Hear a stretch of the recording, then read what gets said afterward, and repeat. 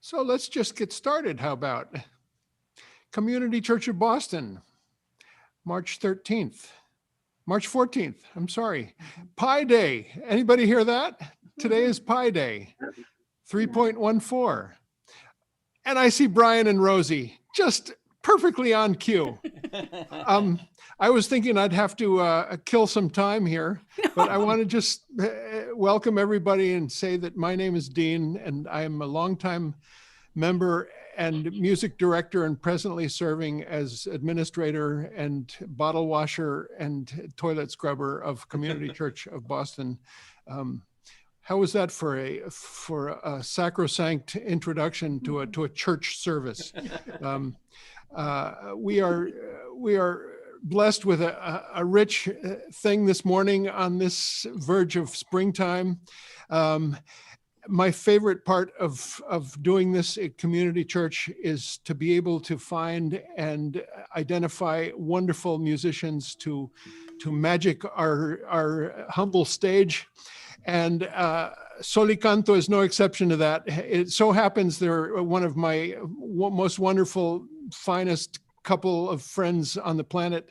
I met Brian and Rosie. I remember it well. It was May 1st, 1985, and there were 500 of us about to get arrested at the JFK building protesting Nicaragua blockade. And they were there and they sang a couple of songs, and I and 500 other proceeded to get arrested. Howard Zinn was there, Noam Chomsky, and lots of others. Probably a few of the people on this call were there. It was quite a day, and we were carted to Lawrence and charged and released the next morning.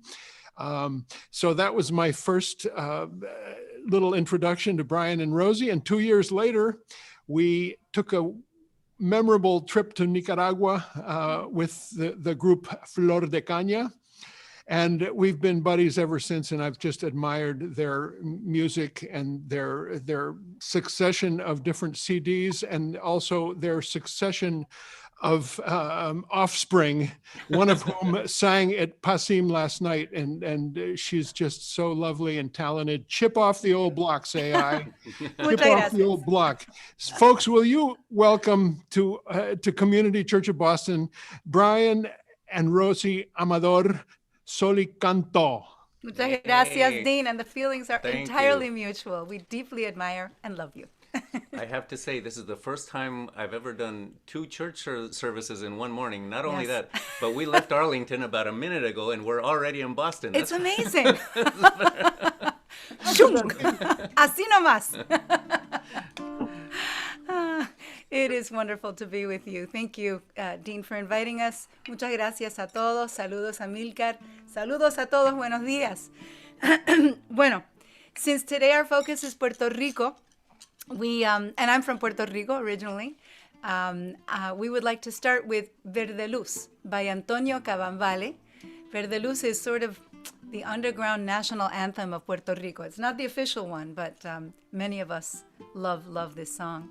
And I actually printed out a translation that we wrote out ourselves. It has such beautiful lyrics. It says, "Green light of mountains and sea, virgin island of coral, if I'm away from your pristine beaches, if I leave your silent palms, I want to return, I want to return, to feel the warm sand, to sleep on your shores, my island, captive flower. For you, I want to have your soil free, your star alone, damsel island, I want to have green light of mountain and sea."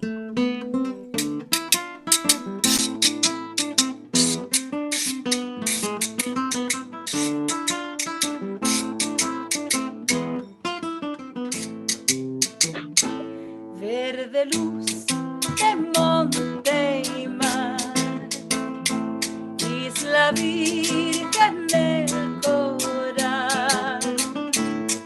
Si me ausento de tus playas primorosas, si me alejo de tus palmas silenciosas, quiero volver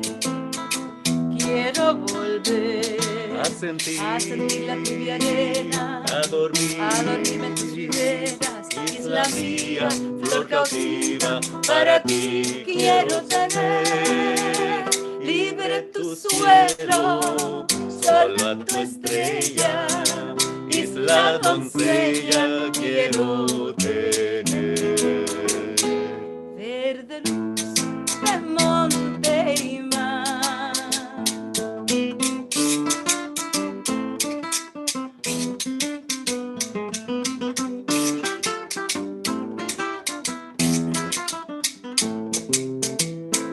Verde luz de monte y mar. Isla virgen el coral, sin acento de tus playas primorosas. Si me alejo de tus palmas silenciosas, quiero volver a sentir la tibia arena, a dormir en tus riberas, isla mía, flor cautiva, para ti quiero tener. Libre tu suelo, sola tu estrella, isla doncella quiero tener. Verde luz de monte y mar, isla virgen del coral, verde luz de monte y mar. Muchas gracias, Dean. Brian and Rosie, thank you. Thank you. I've always loved that triangular CD rack behind you. You know, at the last service we just did, somebody said the same thing. Yes. They also commented on that. It's such a beautiful construction right into It is. the design Made of the by house. a wonderful carpenter Yeah, to fit. John Brown. Don Brown, yeah. And yeah, we had him build that for us, and it fits perfectly. So we're going to start with this candle.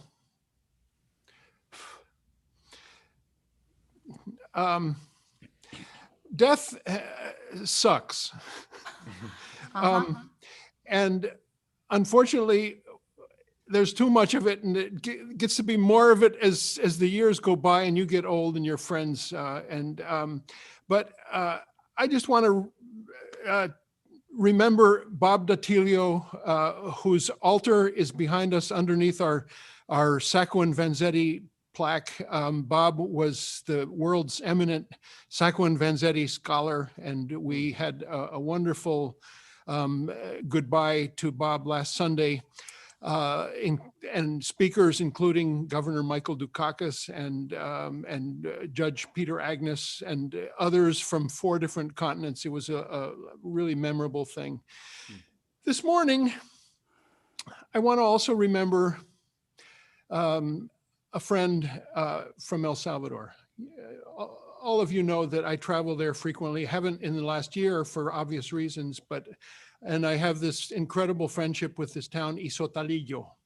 Isotalillo has a cooperative of coffee farmers who send me 1.5 tons each year, and I sell it at farmers markets and at church and at neighbors and friends and deliveries. And one of those farmers was named Toño Chavez, and we just got word that he passed. Toño, tell you a little story. They called him Miracle Baby.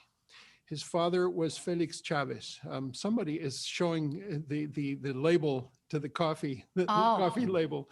Toño Chavez, they called him Miracle Baby because he was born in 1980. And you know what happened in 1980 in those hills in Chalatenango was incredible. Vietnam-like scorched earth. Toño was rescued from his dead mother's arms. She had been killed, and 3 days later, they found him still alive. And he grew up, and I met him as a young boy. I started traveling there 93, 94 to that village. He had, after that, as a 21-year-old boy, a logging accident. one way they make a living up there, besides growing coffee, is to chop down pine trees and hew them by hand with huge saws into planks and boards. And this log rolled on his back, and he was in the hospital for about a year and then rendered paraplegic. He still farmed, and his wife would help him get on a horse, and he would go down, and his relatives and what they call mozos, just hired labor, would help him plant and farm his coffee. But eventually the complications from his accident overtook him, and he is no longer with us. So I send this to Doña Chavez and hold the light for his family. Want to invite anybody on this call or members of this church to do the same thing I did with some loved one in some future Sunday. There's plenty of people to remember and commemorate and hold their families in the light. So we do a little bit of churchy stuff now. We had a lovely church retreat yesterday. We were just trying to get some clarity about the use of our beautiful 5-story building in Copley Square. We've found out that our tenant upstairs, which is called Theater Offensive, is moving out in about 4 months. Theater Offensive, incredible organization, incredible tenant, so like this with us as far as purpose, and simpatico with us as far as orientation. And they were very well organized, very well funded organization, paid their rent on time. And they're going on to a wonderful thing, which is a new building, one of those big, tall buildings on Boylston Street by Fenway. There's been like 12 of them, all kinds of them go up. There's like 12, 14 stories. Anyway, one of them will have Theater Offensive's new theater in it, as well as their offices. Part of the deal that the developer made with the owners was that they would have an LGBT-oriented theater and orientation to the whole building. So it's a wonderful thing for them. It's a sad thing for us, and we were trying to figure out what to do. So we had a lovely 4 hours together, and thank you to all of you who joined us on that. It was terrific, and we have a full schedule of things coming up. This Tuesday, we are showing screening a film by the fantastic journalist Abby Martin. Her outfit now is called The Empire Files. You can find her on YouTube, Abby Martin, The Empire Files. She happens to be a mother of a newborn baby, but she's agreed to join us after the showing of the film. The film is called Gaza Fights for Freedom, and it's her footage from that horrific Great March of Return that happened 2 years ago. And it's not an easy film to watch, but it is some truth that is very necessary at this moment. Gaza Fights for Freedom on Tuesday night at 7 p.m. Abby Martin will join us afterwards. I want to tell you about something that's not on the church schedule, but I'm hosting it, and it's Tremedal Concerts this Saturday. Katie Curtis is probably our best-selling performer over 30 years that we've done these concerts in Watertown.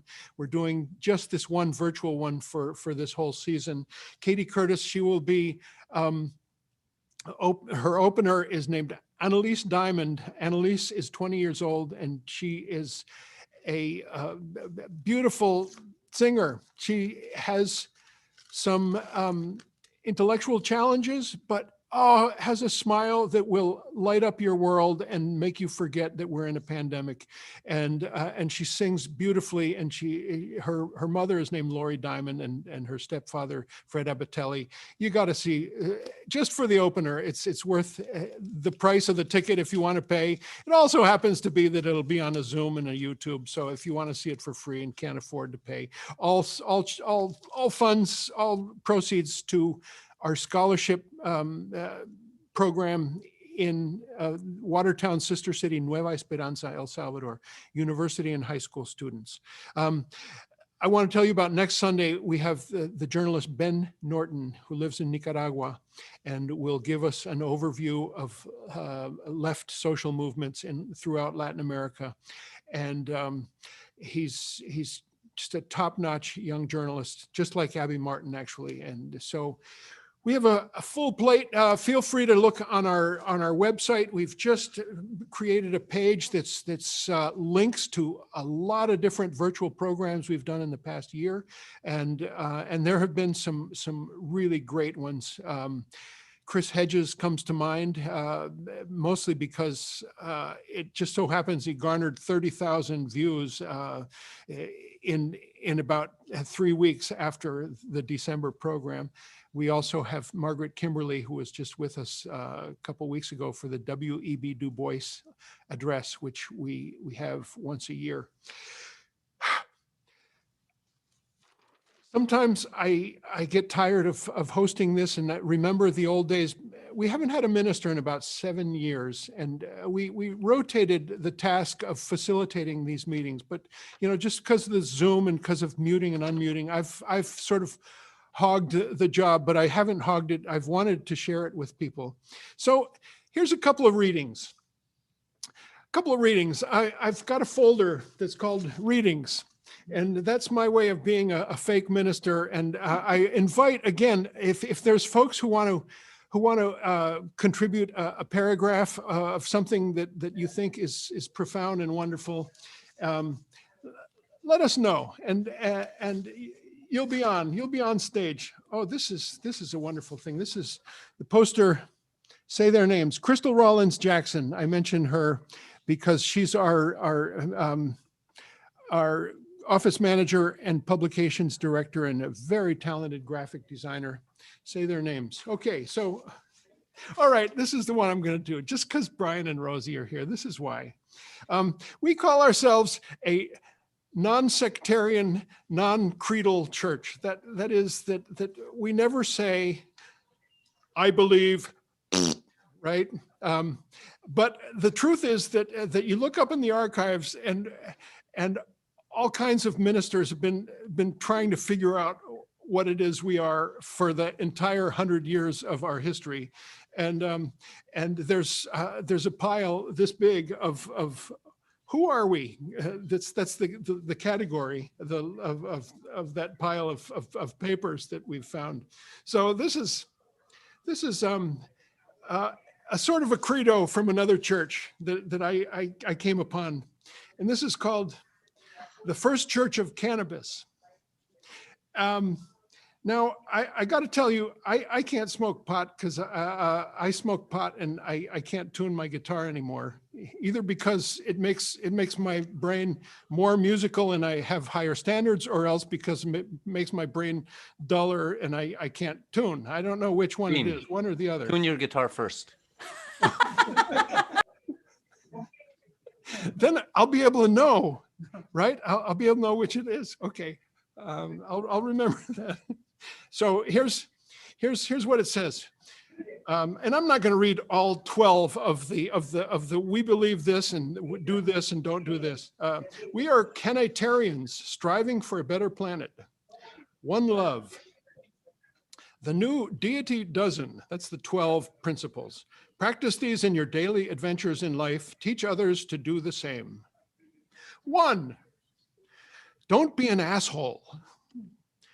Treat everyone with love as an equal. I'll just end there. That's it. That's all you need to know, right? Maybe I'll do number 2. 2, the day starts with your smile every morning when you get up. Wear it first. 3, help others when you can, not for money, but because it's needed. 4, treat your body as a temple. Do not poison it with poor quality foods and sodas. 5, do not take advantage of people. Do not intentionally hurt anything. Okay, that's enough because I want to do another reading that we've loved. This is Eduardo Galeano, The Book of Days, Children of the Days, I'm sorry. My favorite author from Uruguay passed away about 5 years ago. And there's an entry, Galeano wrote in lots of these paragraph vignettes, an entry for each day of the year. And I haven't even read this, and I'll read you Pi Day, March 13th. I'm sorry, March 14th. It's called Capital, spelled with an A, C-A-P-I-T-A-L, Capital, March 14th. In 1883, a crowd gathered for Karl Marx's funeral in a London cemetery. A crowd of 11 counting the undertaker. The most famous of his sayings became his epitaph. The philosophers have only interpreted the world in various ways. The point, however, is to change it. This prophet of global change spent his life fleeing the police and his creditors. Regarding his masterwork, he said, "No one ever wrote so much about money while having so little. Capital will not even pay for the cigars I smoked writing it." Eduardo Galeano, Children of the Days. And this is when we bring back Brian and Rosie for what we call a musical message. How about a couple of songs if you can? If they're the original ones, we have the translations in the chat for you. Yes. I have a favor to ask, just if everybody could mute, because there was some competition when you were reading, Yeah. Dean. I think everybody did actually just now. Thank you so much. Oh, no, maybe not. Or maybe, is that in your background, Dean? There's a radio on. No, I'm gonna. So mute everyone and we'll unmute Mute ourselves. all and then we'll bring you back. Okay, I brought us back. Okay. That's good? All right. All right. Wait, first, before we start, I just want to, because I'm sitting on an instrument, it's the newest instrument in my musical family.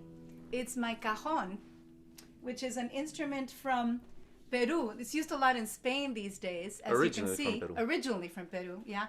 It's a box with all different timbres, which I got for the holidays, and I am super happy to play it. Unfortunately, you won't be able to see it because we're close up, but you will certainly hear it.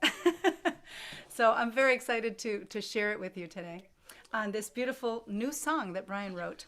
This is a sort of a meditation on what might happen if our country abandoned their foolish obsession with walling ourselves off from our neighbors. It's called El Muro, the wall.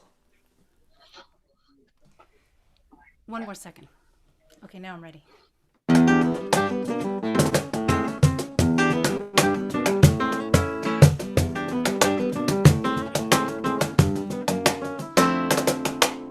Se fue el gringo en medio de la obra, su gran muralla quedó sin terminar. Volvió la calma al terreno del vecino, sanó el desierto de esa herida ancestral. Los animales filtraron por las brechas de esa frontera que para ellos no existió. Las familias tanto tiempo separadas se abrazaron con lágrimas de amor. Y la lluvia al fin cayó y la vida regresó y el desierto floreció feliz.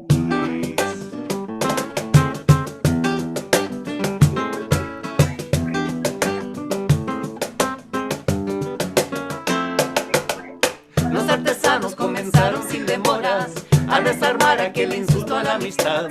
Aprovecharon el acero regalado, materia prima para su creatividad. Una estatua de Chabela, una fuente musical, un demonio enjaulado, una torre de hermandad, un puente peatonal, sin un puesto de control, todo aquello y mucho más. De esa actividad nació y la lluvia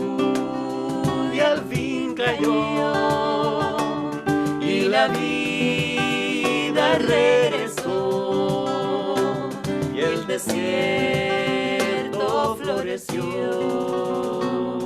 Y la lluvia al fin cayó y el desierto floreció.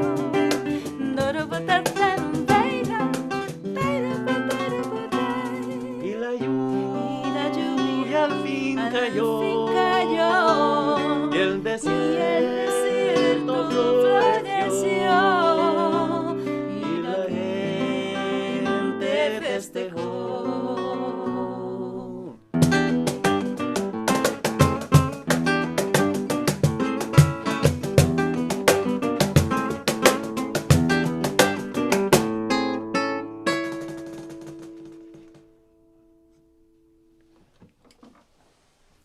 Muchas gracias.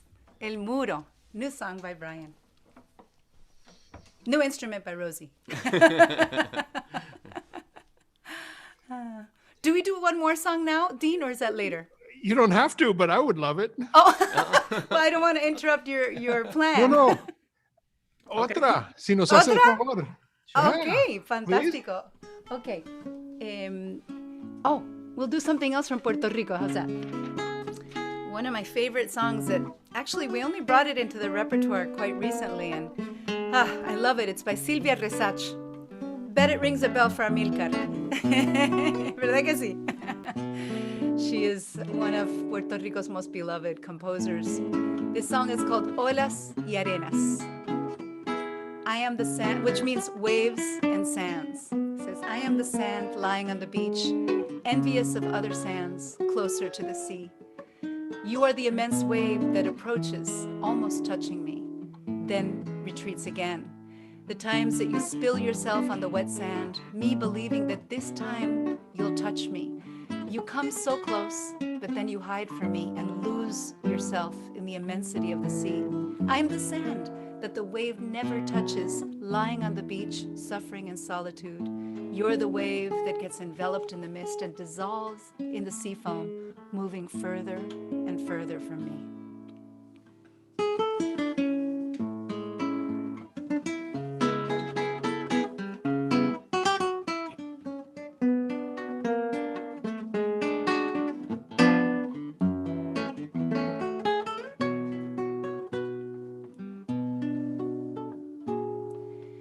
Soy la arena que la playa está tendida, envidiando otras arenas que le quedan cerca al mar. Eres tú la inmensa ola que al venir casi me toca, pero siempre te devuelves hacia atrás.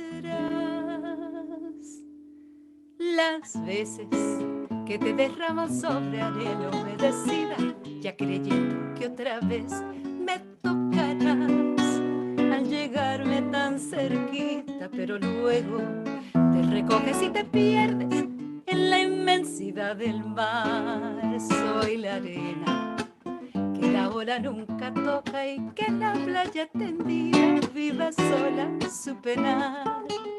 Tú eres ola que te envuelves en la bruma y te disuelves en la espuma, alejándote más.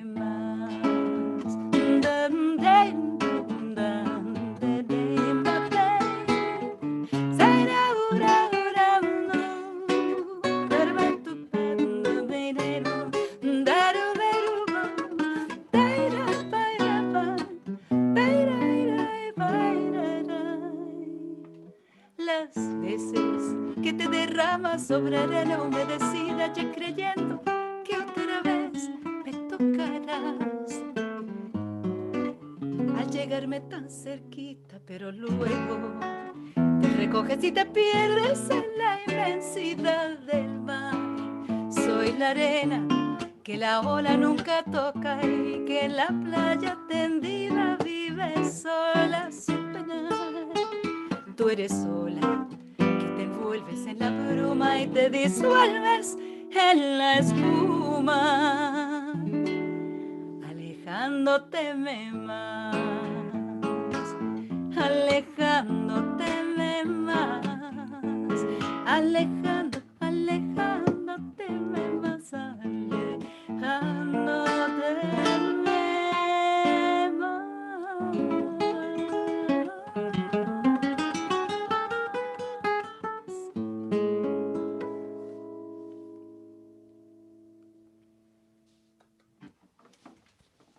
Muchas gracias. Gracias. That's beautiful. Thank you. Love that song. That's really beautiful. I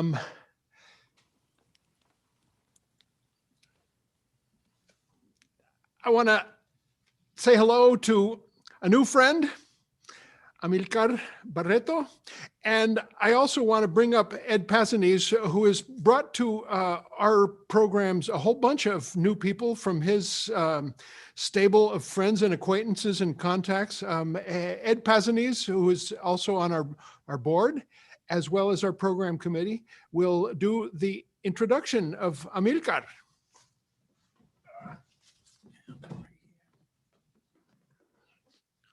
Good morning. Welcome to Community Church of Boston Sunday program. It's my great pleasure to introduce Dr. Amílcar Antonio Barreto, currently a professor and administrator at Northeastern University and has been there for 24 years. He's also the recipient of Professor of the Year at Northeastern, which I don't remember the year, and has been instrumental in the development of the Latin American Cultural Center and has taught in Japan last October and November. He's written extensively and is the author of 6 books, 4 of them which have focused on Puerto Rico's contemporary political, cultural, and social upheaval. The most recent book is called The Politics of Language in Puerto Rico Revisited, University Press of Florida, 2020. And currently, I have to read my notes, he is a professor and chair of the Department of Culture, Society, and Global Studies. Let's welcome Amílcar Barreto.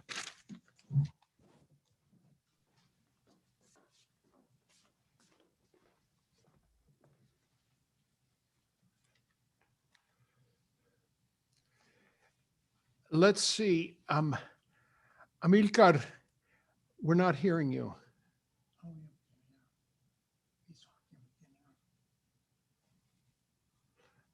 We can't hear you. Let's see. Can you hear me now? Yes. My apologies, technology.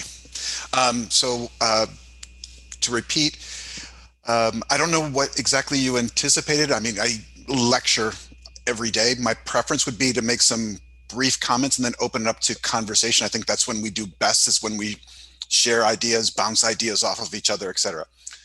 Okay, let me start with 2 noted individuals. One was Jose Trias Monge. He was an attorney general in Puerto Rico and former chief justice of the island Supreme Court. He shocked a lot of people when he wrote a book a little over 20 years ago, where he claimed that Puerto Rico was the oldest colony in the world. The shock is less what he wrote, but who wrote it. He was an instrumental figure in the creation of the Commonwealth Constitution of 1952, and here he is at the end of his life, basically calling it's a colony. The next individual that I'll bring up is a prominent Puerto Rican nationalist by the name of Pedro Albizu Campos, who, with regards to American rule and even Spanish rule, made the comment that the empire siempre quería la jaula y no los pájaros. They always wanted the cage, but not the birds, as in the birds inside the cage. For the past 500 years, Puerto Rico has been trapped between one empire and another. It's a little difficult to understand why, but if one can visualize a map of the Caribbean, Puerto Rico is at the nexus of the Greater and Lesser Antilles. So in essence, whoever controls that island controls the main entry and exit to the Caribbean. In other words, great big giant aircraft carrier, just stable, permanent. Which means whoever was ruling really didn't care about the island unless its own interests were in jeopardy. To understand what's been going on in Puerto Rico, I think it's best to appreciate that US rule began as malign neglect. Then the federal government cared about Puerto Rico. Now we're back to malign neglect. And the brief period when it actually cared about Puerto Rico, I refer to as Puerto Rico's golden half century, more or less between the start of World War II and the end of the Cold War. Start of World War II, because the United States government was afraid of political instability, heightened sense of Puerto Rican nationalism, very repressive period. And that's when the federal government decided to pour money into the island, building its infrastructure, transitioning from an agrarian to an industrial economy, et cetera. So it did that pretty consistently until the end of the Cold War. And that's when the federal government really stopped caring. And we see the first signs of it in 1996, when the federal government essentially killed the federal tax benefits that encouraged American multinational companies to set up shop in Puerto Rico. Those benefits were phased out over 10 years so that by 2006, they were gone. That's when a lot of companies that were in Puerto Rico began leaving. To that, I need to connect Puerto Rican governments for many years have been exceedingly irresponsible, regardless of which political party. And obviously they grew up the island's debt. It's one thing to build up a debt, let's say, if you earn, I don't know, $100,000 a year. But imagine you lose that job, you get another job, but now you're only earning $50,000 a year. You still have those debts from when you had a much higher income. I say that because 2006 is the beginning of Puerto Rico's debt crisis, until finally, just a few years ago, the island declared it was no longer capable of paying its debt. This has put Puerto Rico, I would suggest, in the most precarious position it's been in since the Great Depression. There is a mass exodus off island. And in particular, college-educated Puerto Ricans and those who are most bilingual are the ones who are leaving. Okay? They always have the easiest time readjusting their lives to living on the US mainland in various places, especially in Central Florida. Adding insult to injury was Hurricane Maria, which ravaged the entire island. And that's when I think a lot of Puerto Ricans, regardless of their political orientation, saw in the form of the previous presidential administration, maybe Uncle Sam really doesn't give a damn. And to that, we add most recently the new wave of earthquakes, which is pretty devastating. In fact, by sheer luck, January of last year, before COVID shut everything down, I happened to be in Puerto Rico for a conference. I was on the 18th floor of the Caribe Hilton when the big 6.4 quake hit. Let's just say I learned the hard way. Whoever designed that building did a good job. Otherwise, I wouldn't be here talking to you. The federal government created a new fiscal review board over and above the Puerto Rican government, the elected government. And it decides all financial matters. In essence, reimposition of old colonial rule. It's just in a different form. That's for starters. We have a mass exodus off island where the percentage of Puerto Ricans who are bilingual is dropping precipitously. We'll see what the census says, but Puerto Rico could lose between the last census and this one, 250,000 people. One of the consequences of this has been when societies are in crisis, some people look to faith. And we've seen an uptick in religious groups, but usually religious groups affiliated with the far right. We've seen the opposite, where certain young people are abandoning Puerto Rican politics as we know it.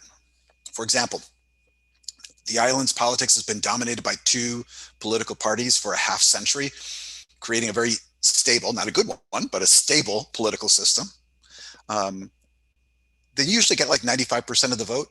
2016, other parties got 17% of the vote, and this past election, 33%. So the island's economy is crumbling, the political system is crumbling, and I don't anticipate Congress really touching Puerto Rico's status. What does it mean? It means Puerto Rico, as some of us knew it, is disappearing and becoming something else. I'm not sure what it's going to be. It's going to be a much smaller place, smaller in terms of people. I mean, Puerto Ricans are always resilient. We will find a way to adapt. But at this point, the problem is so severe that it's going to take probably leadership from Washington to really address the ongoing multiple crises. I wish I could give a more optimistic perspective, but I think that would be sugarcoating a really bad situation. Where our situation is certainly not as critical as, let's say, Venezuela, where there are literally, lots of people who are starving. But what we have are a lot of young, vibrant people leaving, basically recreating their version of Puerto Rico in Orlando, Florida, which is where like half of them tend to be going. So let me stop there and open it up to conversations. I wish I could be more optimistic, but right now, realistically, it looks like a very challenging landscape. Oh, Thank can't you, hear you. Amilcar. Thank you. So what we like to do is, between the talk and the Q&A, do a little bit of this as an introduction to Brian and Rosie's last song. This is a beautiful basket from Uganda that I got at a craft sale before there was no more craft sales when COVID came along. And it's something where you can take a check and in normal physical times, put it in the basket. We do have an address where you can send a check. It happens to be, we'll put it in the chat, 565 Boylston Street. The zip code is 02116 if you have a pen in your hand, or it'll be in the chat. You can also go to our website, and there's credit card and PayPal function for you to donate to Community Church. We rely on your generous donations to keep this thing going. We have different speakers and different musicians just about every week. And we've been doing this for 101 years now. So that's the little money pitch. And Brian and Rosie, thank you again for joining us. And one last song from you, and then we'll open up the Q&A.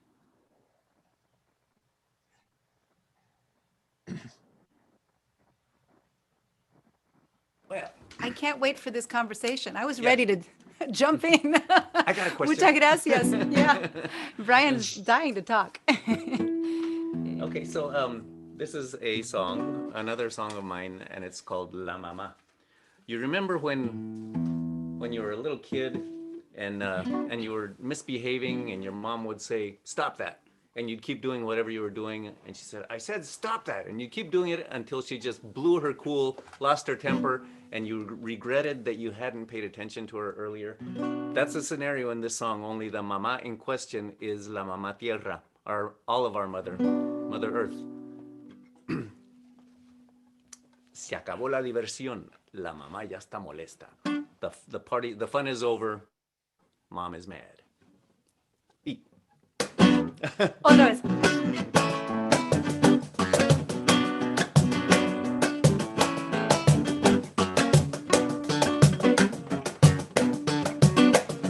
Se acabó la diversión. La mamá ya está molesta. Se acabó la diversión. La mamá ya está molesta. Ella perdió la paciencia. Y ahora se acabó la fiesta. Ella perdió la paciencia. Y ahora se acabó la fiesta. Se acabó la diversión. La mamá se puso dura. Se acabó la diversión. La mamá se puso dura. Y si piensas desafiarla, Que no se te ocurra. y si piensas desafiarla, Que no se te ocurra. ella no te te da con su chancleta. Si le faltas el respeto, algo mucho peor te espera. Algo mucho peor te espera.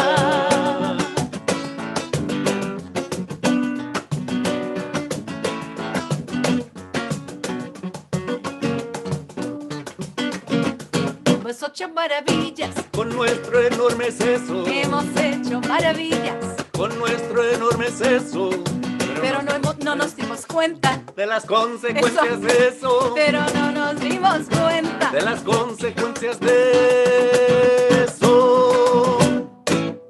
Ella no te va a gritar, no te da con su chancleta. Si le faltas el respeto, algo mucho peor te espera. Algo mucho peor te espera.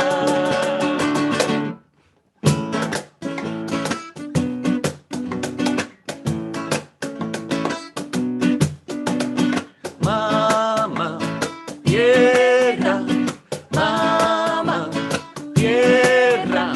evolution gave us gifts that are second to none. Great big brains, opposable thumbs, and we put them to use, because we ain't no fools. We made music and art and weapons and tools, harnessed fire, built shelter, kept the beasts at bay, made the desert bloom, and turned night to day. Mama, tierra, mama, tierra. Now we can fly through the air and compute with computers. We got nuclear reactors, cell phones and scooters. Mama, tierra, mama, tierra. But we can't grow forever because there's not enough space. It's a dilemma faced by the human race. And there's one little detail we just might have missed. Mother Earth is still in charge, only now she's pissed.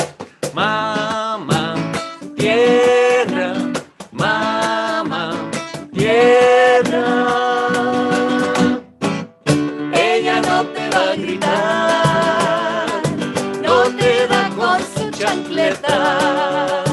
Si le faltas el respeto, algo mucho peor te espera. Algo mucho peor te espera. Woo! Muchas gracias. Gracias. Amílcar, gracias. Muchísimas gracias por tus palabras. I am very eager to hear what this discussion is. Thank you so much for opening up this conversation, this really important conversation, and shedding light that we really need access to right now. Yeah. I myself, as a Puerto Rican, have been so, I'm far away, and no sé, what can we do? How do we think about this? So this is great to have you here. yeah.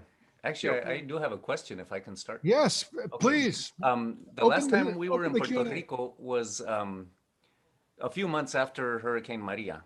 I think maybe 5 months or so. And one thing that I had noticed at that time was there was like a different vibe in Puerto Rico. All the times I've been there before, and we've been many, many, many times, I felt that a lot of people just kind of were very fatalistic. It's like there wasn't really a lot of incentive to work hard or try and better yourself, and a lot of people just kind of got by and they were satisfied with that. And after the hurricane, especially in the wake of seeing how neither our government nor their own took care of them at all, it seemed like there was a lot more movement, a lot more people getting organized and doing things for themselves and creating all kinds of incredible endeavors. And including getting rid of their own governor. That was a huge accomplishment in my view. So Agriculture, remember? We were yeah, hearing there was about so much more so many new organic agriculture. organic and whatever. agriculture. Yeah. So I guess my question has to do with, do you think that in this new situation that you described, is any of that energy being put to use, or do you think it's just going to fizzle away and go and leave the island with the people that leave the island? No, I suspect that there is a fundamental shift in the mindset of Puerto Rican islanders, more so for those who are there living through the experience than those of us who live outside the island. For generations, there was always the assumption that somehow the federal government will always come to the rescue. Mm-hmm. And that perception was very ahistorical.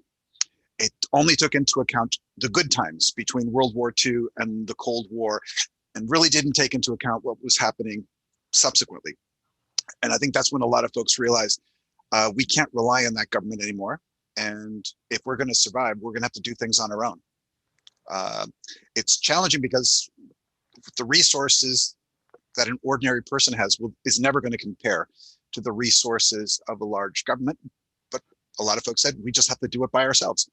I knew a lot of folks who were here on the US mainland trying to help out their families over there and being involved in a host of organizations. It was challenging. On a personal note, I'll share with everyone that it was only 2 weeks after Hurricane Maria that my maternal grandmother passed away. And obviously, as a consequence, nobody could attend her funeral. Even relatives of ours who are on the other side of the island, even they couldn't attend just because fallen trees, power lines, phone lines, what have you, were blocking just about every major thoroughfare. So this impacted families. And I think it also helped to mobilize the Puerto Rican community here. This, I suspect, is one of the reasons why we're seeing so many Puerto Ricans now bucking the trend for a half century and beginning to support non-traditional political parties. I think that's the political manifestation of a much broader social movement. My concern is, however, during times of crises, there's two ways to go. There's the progressive side, which we saw, for example, in toppling an exceedingly corrupt, vile, sexist, racist, homophobic governor. That's one side. But then there's the other side that's clinging to exceedingly right-wing notions, gravitating towards exceedingly conservative churches, which oftentimes are misogynistic, homophobic, etc. So that's my little concern. I see Mike Heischman's hand up. Hi, Mike. Oh, it's basically my comments are being addressed, but I'll just phrase it in a different kind of way. One is that there's going to be, I live in Boston, and something bad in terms of the environment is going to happen to us in Boston eventually. But in Puerto Rico, I expect something terrible is going to happen every year, and it's right there, right there. It's an island. It's like terrible things are, I just expect terrible things going to happen in that part of the world every year. So one of the things is, in terms of our government, is that I think it's wise not to count on us anymore. It's like New Orleans, they're still vulnerable, and it's expensive to clean up the mess and to deal with the solutions that would make the next big hurricane less dangerous. So that's one thing. And the second is, in terms of what you were just talking about, could you tell us a little bit about the left in Puerto Rico, the independence movement in Puerto Rico? It seems to me that it should be clear that you can't count on the United States anymore, that you've been very clear about that. So isn't it time for the growth of the independence movement and the left in Puerto Rico?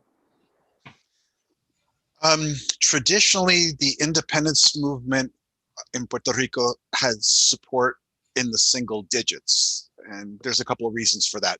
Number one has been a persistent campaign on the part of the US government and Puerto Rico's government to persecute anyone who was pro-independence. Alternatively, most Puerto Ricans associated the United States with socioeconomic stability. That, of course, is beginning to change. But those ideas are pretty deeply ingrained. And I suspect what we're going to see is a generational shift.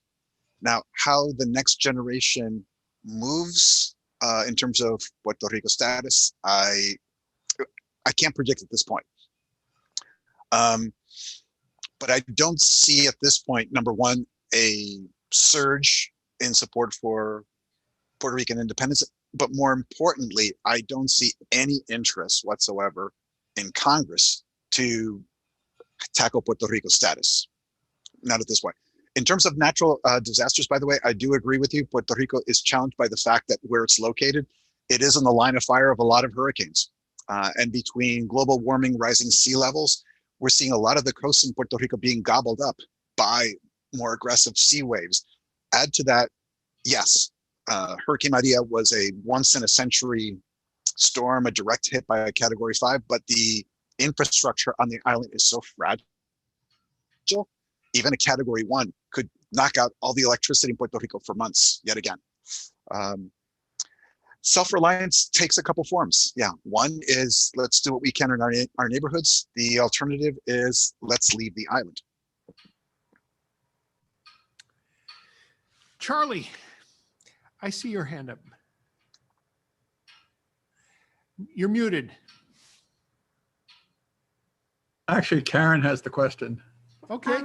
Hi, thank you very much for your presentation. And Soli Canto, I go back to the 1990s too, and congratulations. I just wanted to say that Dean had mentioned early on that he didn't have a Puerto Rican flag to unfurl. And it reminded me of March 1st, 67 years ago, when a Puerto Rican flag was unfurled in Congress of the United States. And I was hoping maybe, Amel, you could comment on that, especially in the events of January 6, 2021, a kind of storming of the Bastille or whatever. So a couple of quick things is that we in Boston, groups here have hosted Consul Miranda, and I know he's passed multiple times, and he was such an eloquent speaker here in the Boston area. And I salute him and I say presente to him. And one last thing, as in 1998 here in Boston, we had a forum at the Roxbury Community College. Around 250 people attended, and it was the 100th, I don't know if you want to call it anniversary, of the US colonizing Puerto Rico, Cuba, Philippines, etc. And one last thing is I was proud to say that I was part of the group that constructed and protested what was going on in Vieques a number of years ago. And there was a big group in Cambridge and Boston that we dropped banners over the highways. We had marches and demonstrations and also standouts. So that's my comments. Thank you so much. Actually, two things to comment quickly. A lot of folks are not aware of the fact that the Puerto Rican flag was actually invented in New York City. It was invented in New York City in 1895 by a group of Puerto Rican separatists. They were members of the Puerto Rican section of the Club Revolucionario Cubano, the Cuban Revolutionary Club, that was at the time organizing resistance against Spanish rule and fighting for Cuba's independence from Spain. Consequently, they chose as a sign of solidarity to take the Cuban flag and simply invert the colors. So whereas the Cuban flag has a red triangle and blue stripes, ours has a blue triangle and the red stripes. So it's quite intentional. Yeah, and on the topic of Vieques, I would contend that this added to the federal government's decision to pull back from Puerto Rico. I say that in the context of the federal government knew for decades how to handle Puerto Ricans, basically feeding us the same classic status debate, dividing us into three political factions, so on and so forth. This time with the Vieques peace movement, you had the mobilization of Puerto Ricans here, Puerto Ricans on the island, who bypassed the whole status debate. This, I feel, frightened Congress because they knew how to deal with the status dilemma. What they were seeing was Puerto Ricans beginning to engage in a much more classic civil rights struggle. That they had a much more difficult time handling. They really didn't know what to do for the longest time until finally the decision was to close down Vieques. But I think the closing of Vieques was also a sign of later pulling out economically from Puerto Rico, etc.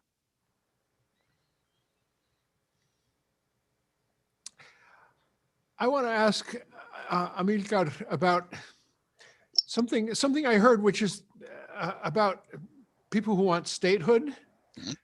That's a very right-wing thing on the island. Mhm. It seems to me, though, that statehood would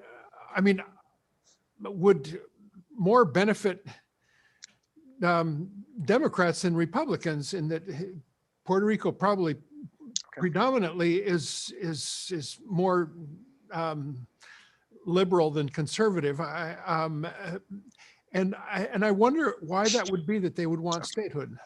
And the same for the other side, you know. Well, first, I'm sorry. And the question is where does the population stand on those three possibilities: statehood, independence, or more of the same? Okay. Historically, there is a logical reason for the statehood movement's alliance with the Republican Party. And for this, we have to go back really 120 years. So right after US rule, political activists in Puerto Rico had to readjust to a whole new landscape, no longer being a part of Spain, but being a part of the United States.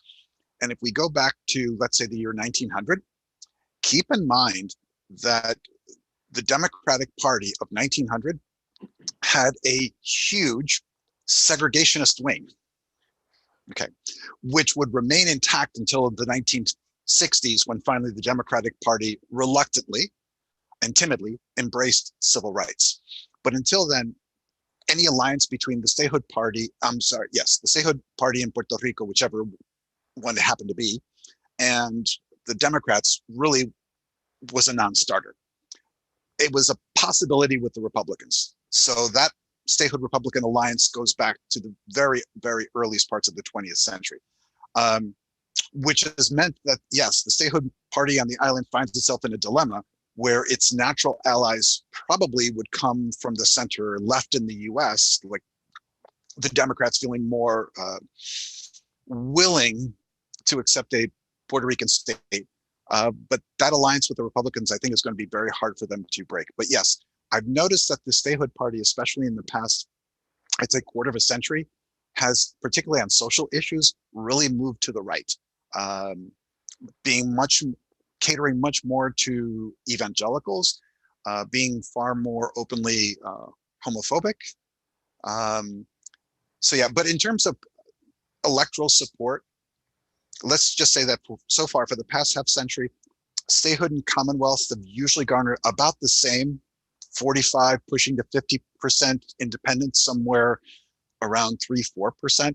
And those numbers haven't moved significantly in all that time. It may change, but for now, I don't think those numbers are budging.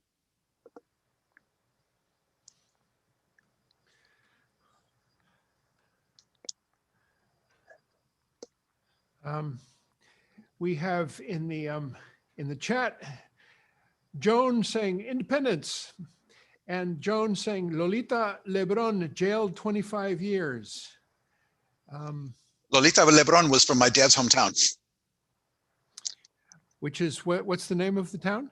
I mean, I was born in San Juan, and appropriately enough, I was born in the Hospital del Maestro, the teacher's hospital, in the Rio Piedra section of San Juan. But my family comes from a small town in the Western Highlands called Lares, which many consider to be the cradle of the Puerto Rican independence movement. In fact, my grandfather, may he rest in peace, had for many, many years a rather well-known ice cream parlor right in front of the plaza.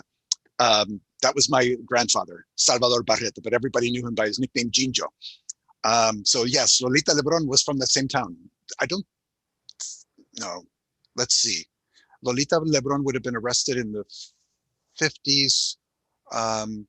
So she would have been, I guess, my grandparents' contemporary. I don't know if my grandfather knew Lolita Lebron. My grandfather definitely knew, and my great-grandfather knew Pedro Albizu Campos. In fact, a lot of people are not aware that there was a brief uprising against US rule in Puerto Rico in 1950. sometimes called the Jayuya Uprising or the Gesta de Jayuya. And during that period, the Puerto Rican police were ordered to arrest both my grandfather and great-grandfather because of their involvement in the independence movement. So I'm well aware of that chapter of Puerto Rican history, but on a personal level. Was your grandfather's place the one that you could get avocado or corn or yame ice cream? Fantastic. We God. went when we That was toured. fantastic. I'm his eldest grandson. He passed away a couple of years ago. He was in his 90s, so he lived a long life. That was a very unusual ice cream parlor, I will say. Is it still there? I believe one of my uncles has it, but it's not going to be the same. A lot of it was my grandfather's personality, the fact that people would come play music there. He would encourage them to read poetry, sing songs. So it had a very different vibe than a traditional JP Licks, for example. Nothing wrong with JP Licks, love it, but it's a very different vibe. So yeah. Charlie.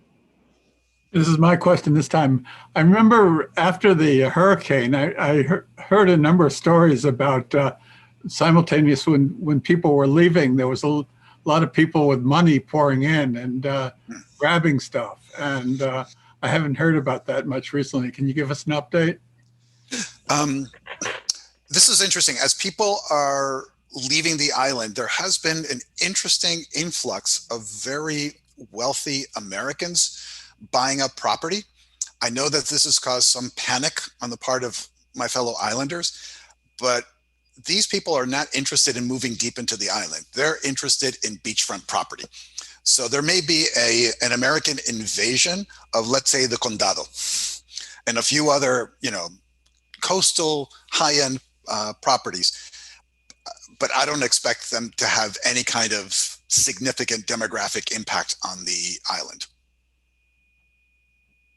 By the way, this is one of the challenges for, to put things in a historic context, one of the challenges for the federal government. Historically, people seem to forget this.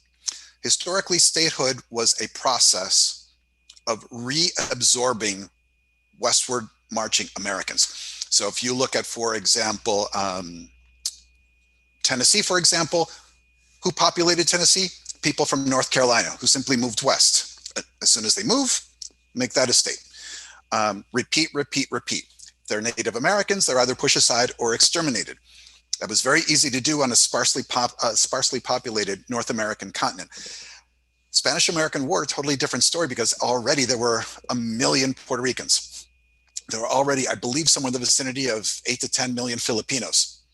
So consequently, the federal government didn't know, we can't do the same thing anymore. We're not going to be able to populate these islands, which is when the federal government decided to treat the islands differently. And the US Supreme Court would rule that the islands belong to the federal government, but are not a part of the federal government, that they were unincorporated territories versus incorporated. So here's a good example. The federal government could not say, Massachusetts, we impose on you a different minimum wage than the rest of the US, but the federal government can do that to the overseas territories. It's a bizarre legal setup, but that's what's been in play for 120 years. Mike, I see your hand up. Go ahead. Still, yeah. I have a quick question. I want to read a progressive history of Puerto Rico, and I'm waiting for a book to come, Puerto Rico in the American Century, A History Since 1898 by Cesar Ayala.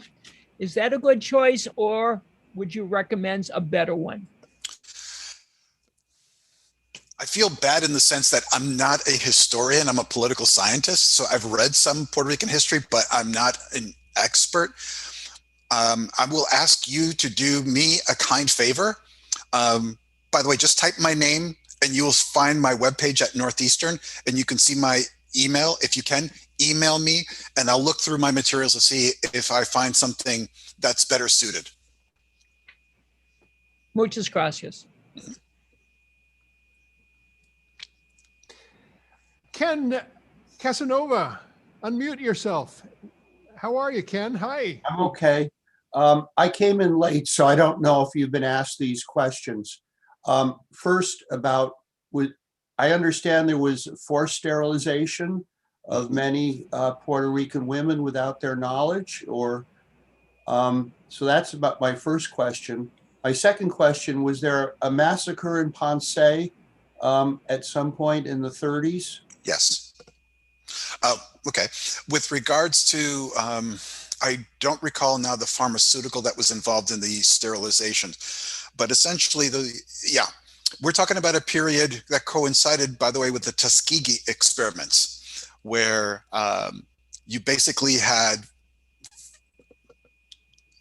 medical experts knowing fully well that certain people were infected with syphilis, all African American, and refusing to treat them and hiding the fact that they had this condition. And I think I don't recall the exact period, but yeah, of the sterilization of Puerto Rican women also coincided with the same period. If I'm not mistaken, both cases involved people who were subjected to treatment or lack thereof without their consent. And surprise, surprise, the people who were chosen are people of color. The question of Ponce, yes, there was a massacre, if I'm not mistaken, in 1937, where there was a peaceful march, but at the last minute, I think who was the governor at the time? It would have been an American. Basically called off the march. The marchers went ahead, and many of them were gunned down. This was one of the incidents that really fueled Puerto Rican nationalism in the late 1930s. There was also, by the way, a smaller massacre in Rio Piedras around the same time. I think that was near the campus, the main campus of the University of Puerto Rico. Yeah, that was a rather violent period.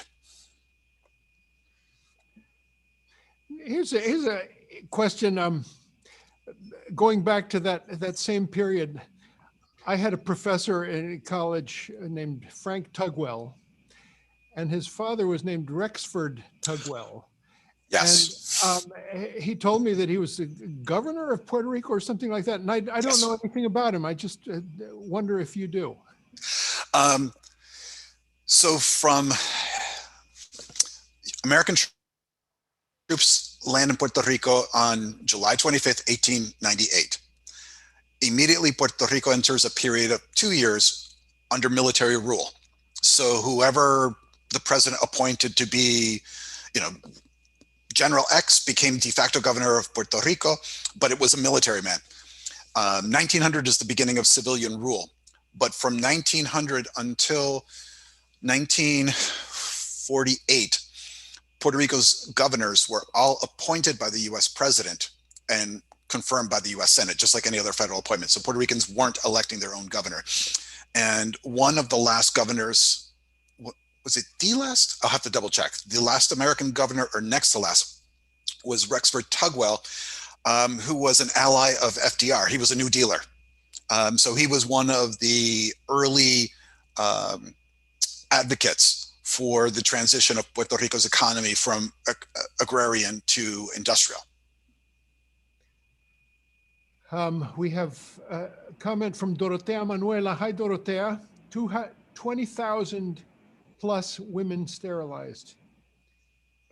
Didn't know the numbers, but so astounding. And Joan responds, most Dorotea, Native Americans and Guatemalans. That's just like, sounds like it's just like the Tuskegee experiment. It's just a variant of the same thing. If I'm not mistaken, there was a notorious repeat of the Tuskegee syphilis nightmare, but in Guatemala, so that these very unethical medical researchers try to bypass federal regulations by basically using Guatemalans as guinea pigs. Horrible. But we're not surprised. There's also the whole phenomenon of pharmaceutical companies using what I know as Central American countries to either experiment with their pharmaceuticals or to dump pharmaceuticals that are banned in the United States that they're producing, or to advocate for relaxed prescription requirements. In El Salvador, you can get diazepam in the open market, which is I'm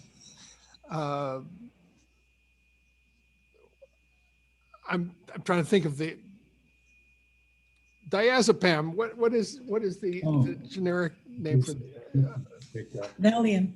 Valium? Thank you. We had a delegation where we had a fellow with a stomach ailment, and our driver had the perfect solution. He said, "Diazepam con Coca-Cola." I went to the market and got some Valium, and that fixed him good. I'm not aware of So all problematic, not only pharmaceuticals, but also in the world of other agrochemicals, pesticides, banned pesticides in the United States that are used all over the place in Central America. On the one that I know about is cut flowers, that just all kinds of horrible pesticides used. I'm not up to speed on pharmaceuticals activities in Central America. I do recall my second to last trip to Mexico. It was with a group of friends. We walked into just a regular pharmacy, and one of my friends who was a nurse was shocked at all these, from his perspective, prescription medications that were just readily over the counter. Yeah. So that may be part of a pattern. Mm-hmm.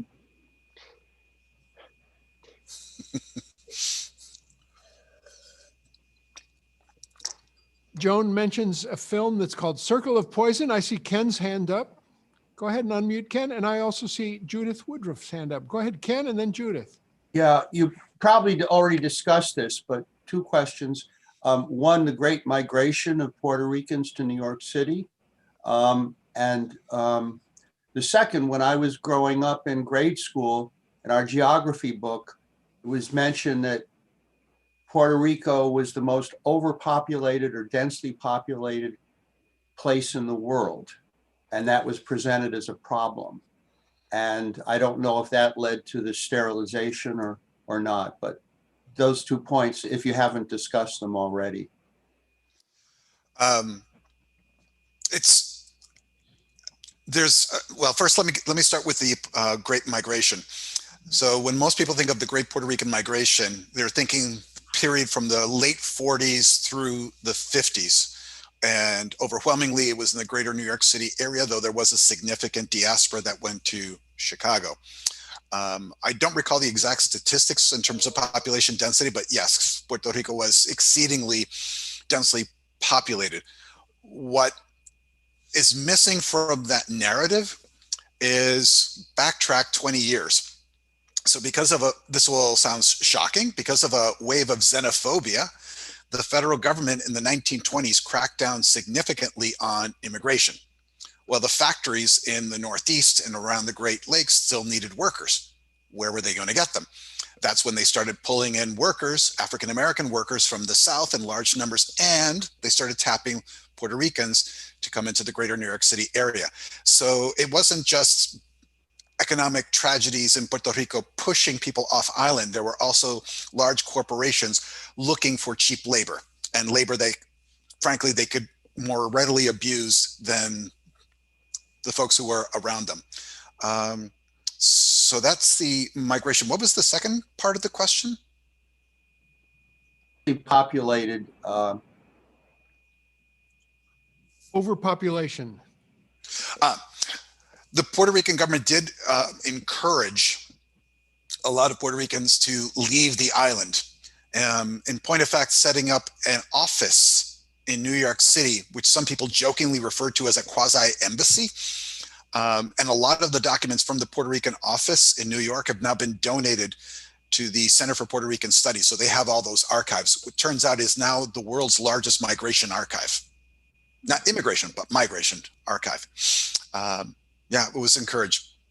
By the way, a lot of people are not familiar with a man by the name of Bernardo Vega. He was a Puerto Rican labor activist from the early 20th century. And his memoirs are considered like gems, because it gives us an insight into what Puerto Rican life was like in New York City before the Great Migration of the 40s. And a lot of people are shocked that the epicenter of the Puerto Rican community back in the 1920s was down around 22nd and 23rd Street. I think that's like the Murray Hill area of Manhattan. It's not Spanish Harlem, not the Bronx. It became that, but much, much later. Very, very different scenario. In fact, at that time, the largest Spanish-speaking community in New York City was comprised of Spaniards, people who came directly from Europe. Well, Ken, I can certainly tell you one place more heavily populated than Puerto Rico, and that is Gaza. And we'll be finding out about that. Just a quick pitch again for Tuesday evening's film, Gaza Fights for Freedom. Judith. Yeah, I had a question. Many years ago in the late 40s, I lived in Santurce and went to the Robinson School, which I think may still be there. Yes. And there was also my father's friends with Cesar Iglesias, and also a woman named Jane Speed, who ran a bookstore, radical bookstore in San Juan. And I don't know if you would know anything about that. It's a long time ago. Did you know about Cesar Iglesias' work, though? I am not familiar, unfortunately. Okay. Well, anyway, there was also a Puerto Rican, they were involved in the Puerto Rican independence movement. And for whatever reasons, my father wound up in the Vieques Island for a while too. Anyway, I wondered if you might comment a little bit about that the whole time. I mean, I'm not familiar with these two individuals, but if we're talking the 1940s, interestingly enough, back then the Navy's bombing range was not on Vieques. Back then, the bombing range was on the neighboring island of Culebra, and it was because of community protest in Culebra that the Navy shifted to the other island of Vieques. I lived in Vieques for a while, and I said they were in Puerto Rico, and I was very young. I went to kindergarten and first grade there. Vieques was a bizarre place. I had the privilege in the late 1980s to go to the military restricted side of Vieques. Back then, one of my uncles was the head of the US Geologic Survey for Puerto Rico and the Caribbean. So as a federal official, he could go to the restricted zones. So he took me and one of my cousins with him. It was truly bizarre because some of these portions were, of course, like completely untouched, pristine, natural. Of course, there are probably gun casings and shells under the sand that I didn't see. And I know there's a lot of chemical contamination, but it was quite bizarre to find literally the sand just covered in crabs. It was very, very beautiful. And we actually did spend like an hour on the beach on the restricted side. But of course, we were well aware that not far away was a bombing range. It was a very bizarre scenario.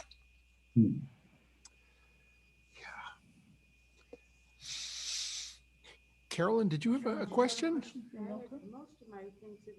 Why don't you come up here? Would you like to come here, Carolyn, and just sit right here? This is Carolyn Poinelli. She's here in the auditorium.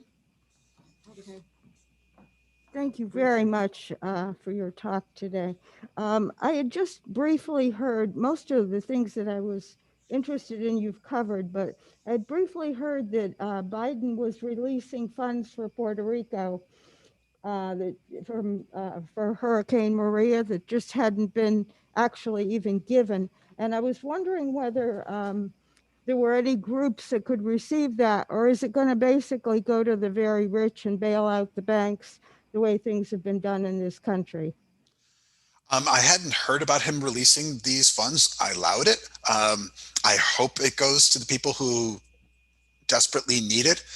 By the way, if anyone who travels to Puerto Rico, if you go to the old city, you'll notice, because that's the part of the city that's still walled, and you're driving towards the very end, which is El Morro, you'll notice that on your right, the side facing the Atlantic, is a development.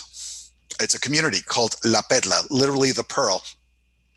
Technically, that land belongs to the Puerto Rican government, which means technically every single last home there is illegal. Those are squatters that have lived there for multiple generations, and over the years they replaced their wooden homes with cement homes, etc. I bring this up because these folks do not have title to their land. Their homes have been destroyed by the hurricane, and they're not eligible for any kind of federal relief because they're not technically the owners.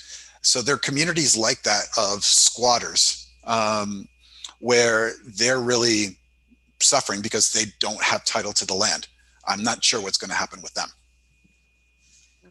Dean, Go ahead, follow up. Okay, I just don't want to talk in front of you. Also, this is very bizarre, but when I was in Puerto Rico, North Americans who go down there are very strongly affected by it. And I realize it's the edge of the Bermuda Triangle. And I was wondering what effect it has an effect psychologically on North Americans, because we're not used to the energy. And I was just wondering, I mean, that's a very bizarre question, but. It's interesting because, if I'm not mistaken, technically San Juan is one of the 3 points. There's the island of Bermuda, there's San Juan, and there's Miami. I believe these are the 3 points of the Bermuda Triangle. Most American tourists don't realize if you're flying from the East Coast of the US to Puerto Rico, at least half your trip is over the Bermuda Triangle. A lot of them don't even realize it. Frankly, I wasn't even aware of it until I was in my late teens. I'm like, oh, okay, I've been flying over this thing my whole life and not realizing it. So far, I haven't been affected, but who knows how others are affected.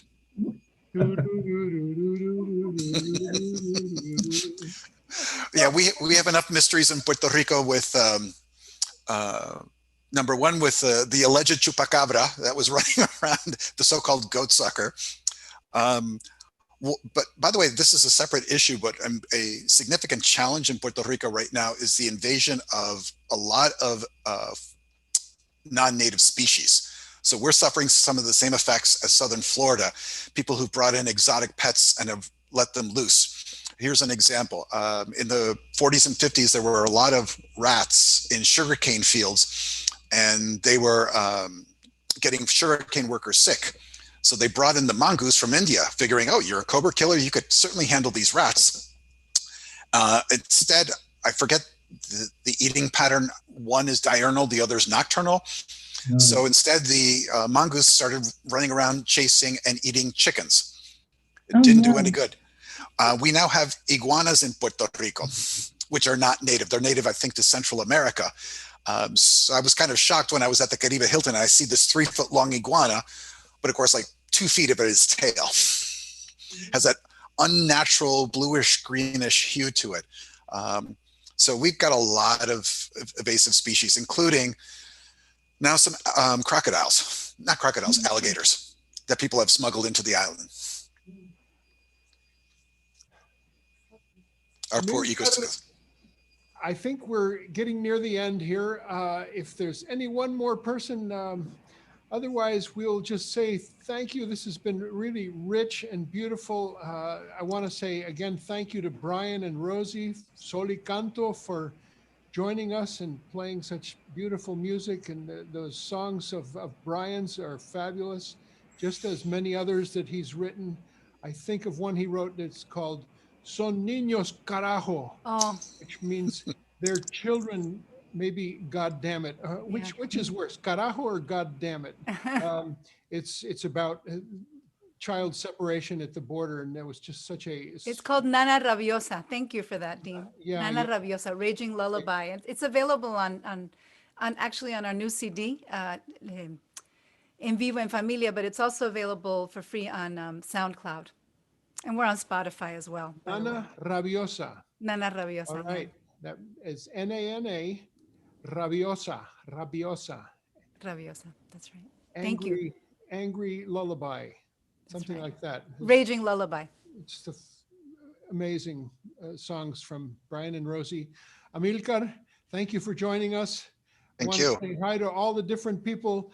Lee Fitch, I see you. Kevin Devine, Jim Casteris, Ron Albert, Joan Livingston, Ken Casanova, David and Judith, Mike, Jose Aleman, Barry and Carolyn and Mary Lynn and Dorotea. So nice to see you. Craig Knopf, maybe the first time. Welcome.